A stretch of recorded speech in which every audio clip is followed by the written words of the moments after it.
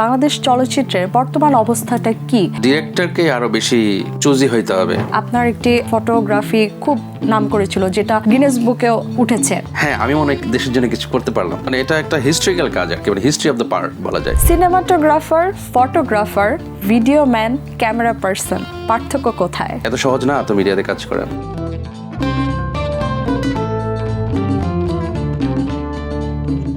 স্বাগত জানাচ্ছি news 24 special show view ফাইন্ডারে। এখানে আমরা তুলে ধরি ক্যামেরার পেছনের মানুষগুলোর গল্প, যারা প্রতিনিয়ত ফ্রেমে বুনে যান তাদের আবেগ, আলো এবং বাস্তবতার জাদু। সাথে আছে আমি লিয়ানা, এবং আমার সাথে আজ অতিথি হিসেবে আছেন বাংলা চলচ্চিত্রের একজন পরিচিত মুখ।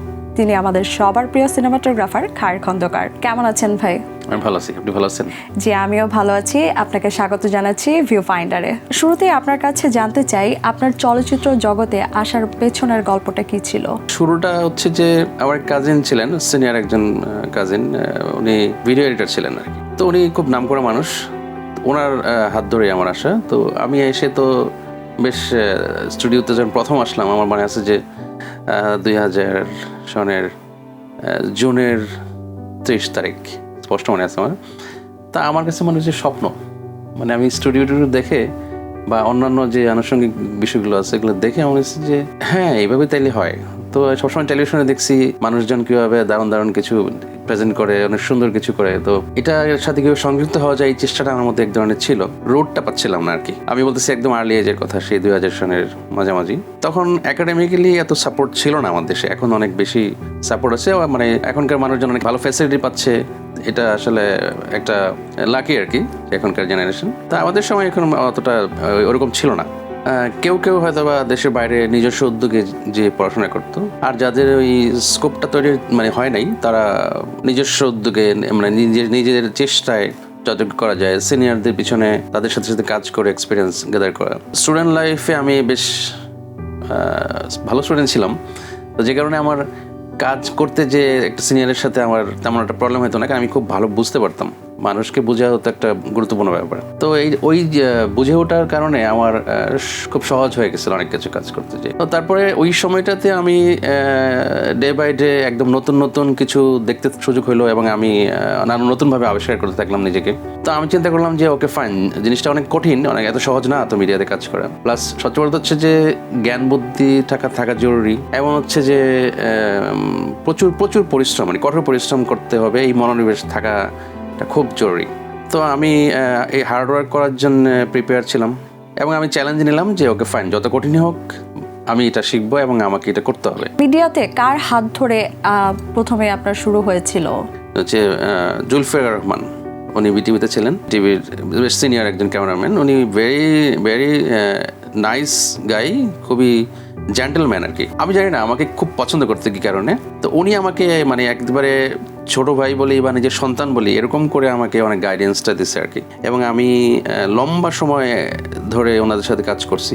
তো এই কারণে আমি আজকে পর্যন্ত এসে পৌঁছেছি। তো এই জুলফিকার রহমান হচ্ছেন আমার দেখা শ্রেষ্ঠ মানুষ, যে আসলে আমার স্বপ্নটাকে বাস্তবায়ন করার প্রথম মানুষ আর কি বলা যায়। ছোট করে একটু জানতে চাই যে আপনি আপনার গুরুকে যেভাবে রেসপেক্ট করে কথা বললেন, আপনি আপনার গুরুকে অবশ্যই রেসপেক্ট করছেন। তো এখনকার সময়ে যারা অ্যাসিস্ট্যান্ট হিসেবে কাজ করছে তারা সিনিয়রদেরকে কতটুকু রেসপেক্ট করে? না, রেসপেক্ট করে না তা বলবো না, তবে কখনো কখনো একটু হেরফের তো হবেই, মানুষের সাথে পার্থক্য আছে আসলে। মানে সিনেমাটোগ্রাফি এমন একটা কাজ যেটা আসলে একটু যদি পিছনের দিকে গল্প বলি, সেটা হচ্ছে যে একজন মানুষ যে সিনেমাটোগ্রাফি নিয়ে মাস্টার্স কমপ্লিট করছে, দেশে হোক দেশের বাইরে হোক, মানে এতেই কিন্তু যে সে অনেক কিছু করে ফেলবে এই বিষয়টা একদমই এরকম না। এটা একটা কনফিডেন্স লেভেল বাড়ায়, এবং তার গ্রামাটিক্যালি কাজ করতে গেলে যেসব মানে টেকনিক্যাল প্রবলেম ফেস করবে সেগুলোকে অনেক সহজ করে দেয়। কিন্তু গ্র্যাজুয়েশন করার পরেও তাকে আসলে একটু প্র্যাকটিক্যালি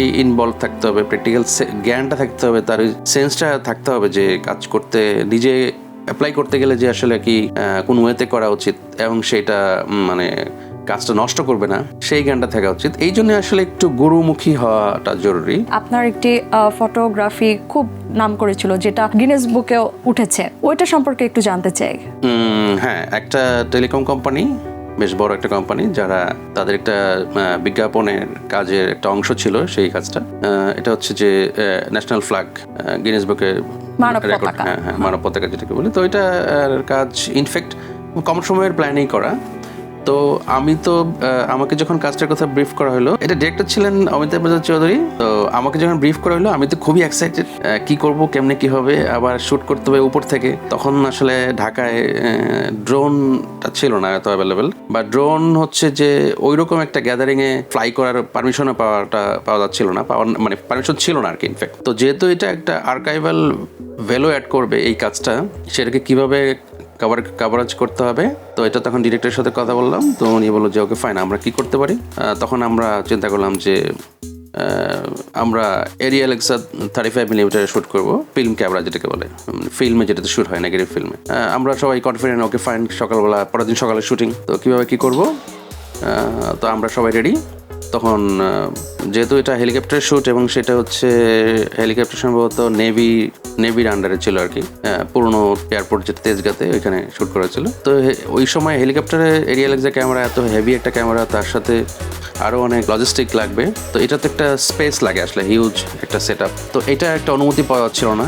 এইটা যেহেতু অনুমতি পাওয়া যাচ্ছিল না কেন, সেটা হচ্ছে যে ওইখানে আরও অনেকগুলো মিডিয়া কাজ করতেছিল, যেমন অন্যান্য টিভি স্টেশন ছিল, মানে আরও দেশি বিদেশি অনেক ইয়ে ছিল, কভারেজ মিডিয়া ছিল।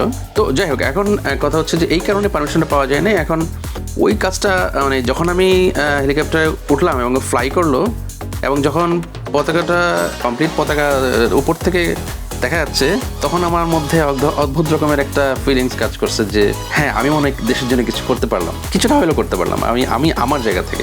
তখন ওই আপনারা দেখতে থাকবেন যে ওই শটটা উপর থেকে এরকম করে নেওয়া, কারণ ওটা উপর থেকে ছাড়া তো আর কাভারেজ করলে ভালো লাগবে না। ওই শটটা নেওয়ার সময় আমার অন্যরকম ফিলিংস তৈরি করছে যে আমি আসলে এক ধরনের দেশের জন্য এক ধরনের মানে নিজের কন্ট্রিবিউশনটা মানে রাখতে পারলাম আর কি। আর যেহেতু এটা একটা হিস্ট্রিক্যাল কাজ আর কি, মানে হিস্ট্রি অফ দ্য পার্ট বলা যায়, তাই I am part of history.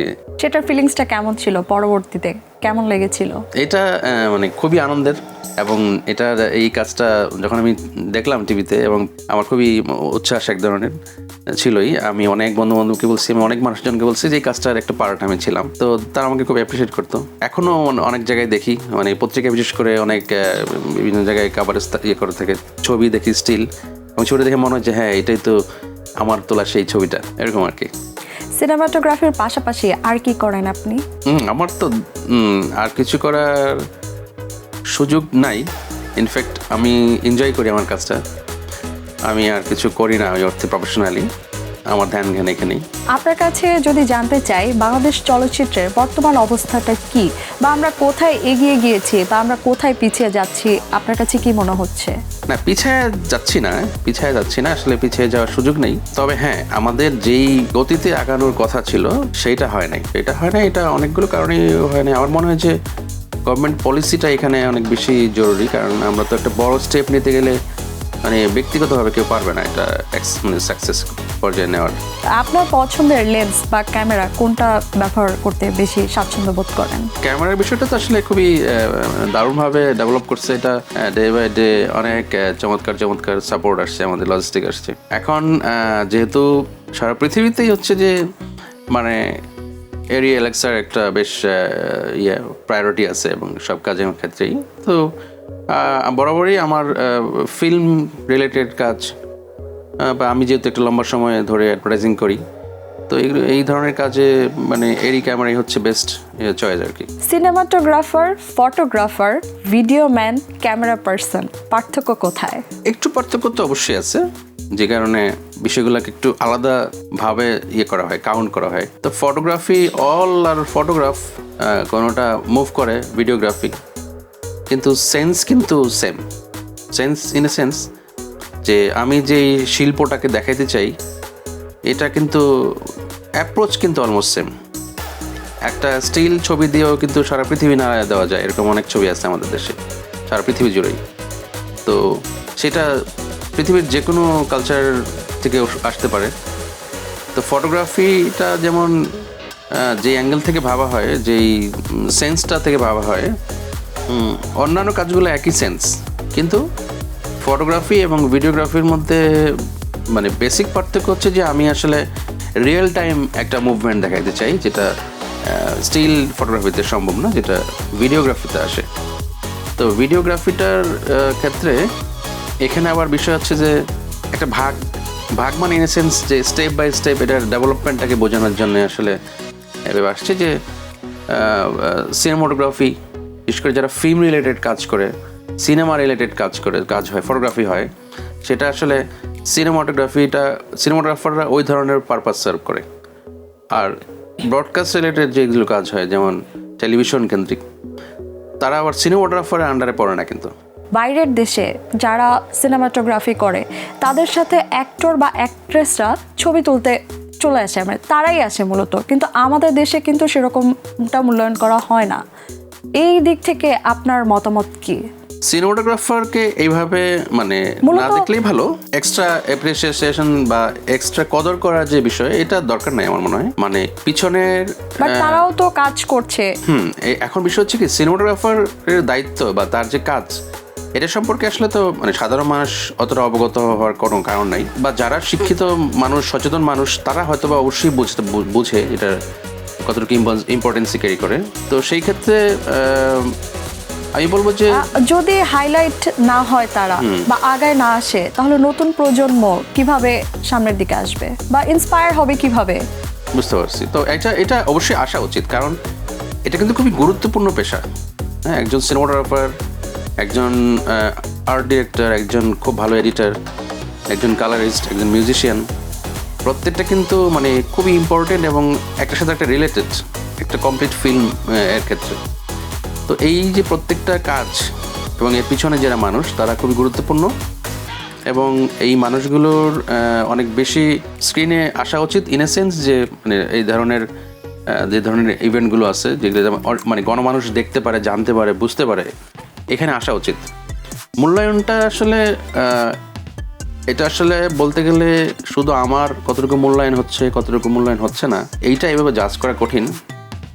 কারণ আমাদের এখানে ওইভাবে আসলে আমরা কিছু মানুষ হয়তো বা যুদ্ধ করে যাচ্ছি এক ধরনের, যে আমরা আসলে ভালো কিছু করব, আমরা এই করব সেই করব, আমাদের অনেক প্ল্যান, আমরা দারুণভাবে অনেক কিছু নিয়ে আসতে চাইতেছি, কিন্তু এটা হচ্ছে না কেন? এর পিছনে আসলে অনেক কারণ আছে। এটা মানে মুশকিল যে এরকম সময়ের মধ্যে, কম সময়ের মধ্যে বলা। এটা একটা লম্বা ডিসকাশন। একটা ফিল্ম ইন্ডাস্ট্রিতে কাজ করতে গেলে যেসব মানুষগুলো খুব গুরুত্বপূর্ণ এবং তাদের যে গুরুত্বটা দেওয়া, তাদের যে মূল্যায়নটা করা, এটা স্ট্রাকচারালি আসা উচিত। আমরা দেখি ইন্ডিয়ান অনেক সিনেমা থাকে যেগুলো হচ্ছে সারা বিশ্বে অনেক জায়গায় দেখানো হয়, কিন্তু বাংলাদেশের সিনেমা সারা বিশ্বে কিন্তু সেভাবে দেখানো হচ্ছে না। এটার কারণটা কি? না, আমরা তো আসলে মানে থার্ড ওয়ার্ল্ড কান্ট্রি হিসেবে তো আমরা তো আসলে একটু পিছায় আছি। সব একদমই যে পিছায় আছি তা না, বাট আমরা স্লোলি আগাচ্ছি আর কি। কিন্তু এটা আসলে এই জায়গাটা আসলে আমাদের আরো সিরিয়াস হইতে হবে, যে আমরা আসলে কোন জায়গাটায় বিষয়টা নিয়ে কাজ করলে, এটা ফাইন্ড আউট করা জরুরি যে কোন বিষয়টা নিয়ে কাজ করলে আমাদের আসলে আরো অ্যাডভান্স লেভেলে পৌঁছানো সম্ভব, সারা পৃথিবীতে সারা মানুষের সাথে কানেক্টিভিটি তৈরি করা। তো ওই জায়গাটা নিয়ে আমার মনে হয় যে শুধু যে টেকনিক্যাল বিষয় এরকম না, টেকনিক্যাল বিষয় অনেক সিম্পল। এরকম অনেক পৃথিবীতে অনেক সিনেমা আছে যেগুলো আমরা মানে দেখি যে সারা পৃথিবী জুড়ে বেশ নাম কামাইতেছে। চলচ্চিত্র ক্ষেত্রে বর্তমানে স্ট্রিমিং প্ল্যাটফর্মের ভূমিকা কি, এবং ভবিষ্যতে প্ল্যাটফর্মগুলোর জন্য সিনেমার ভবিষ্যতের জন্য হুমকি হয়ে দাঁড়াবে কিনা? এই যে রিসেন্ট যে পরপর দুইটা ঈদে যে সিনেমাগুলো রিলিজ হলো, সব সিনেমা হয়তো হিট, ব্যবসায়িকভাবে সফল না। এটা সারা পৃথিবী জুড়ে আছে যে সব সিনেমা তো আর প্যারালালি সমানভাবে হিট করবে না, কারণ অডিয়েন্স আসলে এখন যে সময়টার মধ্যে আছে, তার যে মানসিক অবস্থা, তার যে মুড, ওই মুডে কি ধরনের সিনেমা দেখতে চায়, সেইটা যদি সে পেয়ে যায় হলে যে, তাহলে কিন্তু সবাই ওই সিনেমাটার প্রতি বেশি ঝুঁকবে। হ্যাঁ, তো এখন যে একটা বড় ইয়াং জেনারেশন পিপল যারা হচ্ছে যে সিনেমা দেখে, বিশেষ করে সাকিব খানের যে সিনেমার যে দর্শক, এই সিনেমাগুলোর তো একটা বড় বাজেট এখানে মানে একটা ইম্পর্টেন্ট বিষয়। হ্যাঁ, এখানে যেমন স্ট্রিমিং পাইরেসি যে ব্যাপারটা সাকিব খানও কথা বলেছিলেন, তো এই বিষয়টা কতটুকু হুমকি হয়ে দাঁড়াচ্ছে? পাইরেসিটা মানে খুবই মারাত্মক ক্ষতিকর একটা মানে পর্যায়ে চলে গেছে। পাইরেসি তো একটা প্রডিউসার বা কে একদম মানে শেষ করে দিচ্ছে। আমাদের সিনেমা একদিকে তো আর্থিক ক্ষতি হচ্ছে, আরেকদিকে হচ্ছে যে আমরা যারা সিনেমার সাথে রিলেটেড মানুষজন, আমরা আসলে মানে হোঁচট খাচ্ছি। আমরা ওই আমাদের নিজেদেরকে পৌঁছাতে পারতেছি না যে সারা পৃথিবী জুড়ে সিনেমাটা দেখুক, মানুষজন মানে জানুক, লেখালেখি হোক। ওইটা একটা বড় মানে অন্তরায় আর কি পাইরেসির ক্ষেত্রে। পাইরেসিটা থামাইতে হবে, গভর্নমেন্ট ইনিশিয়েটিভ ছাড়া এটা সম্ভব না। ওটিটির কথা আসতেছিল যে ওটিটি আসলে ওটিটি যখন আমি কোনো কিছু ওটিটিতে দেখি তখন কিন্তু আমার মাইন্ডসেট থাকে যে আমি ওটিটির কোনো কন্টেন্ট আমি দেখতেছি, সেটা সিনেমা হোক বা সিরিজ হোক, আমার কিন্তু মাইন্ডসেট থাকে যে আমি ওটিটি দেখতেছি। আর ওটিটির কিন্তু একটা নিজস্ব গল্প বলার যে ভঙ্গি বা ধরন, এটা কিন্তু ওটিটি ওই স্ট্যান্ডার্ডটাকেই মেনটেন করে। সিনেমাটা একদমই আলাদা।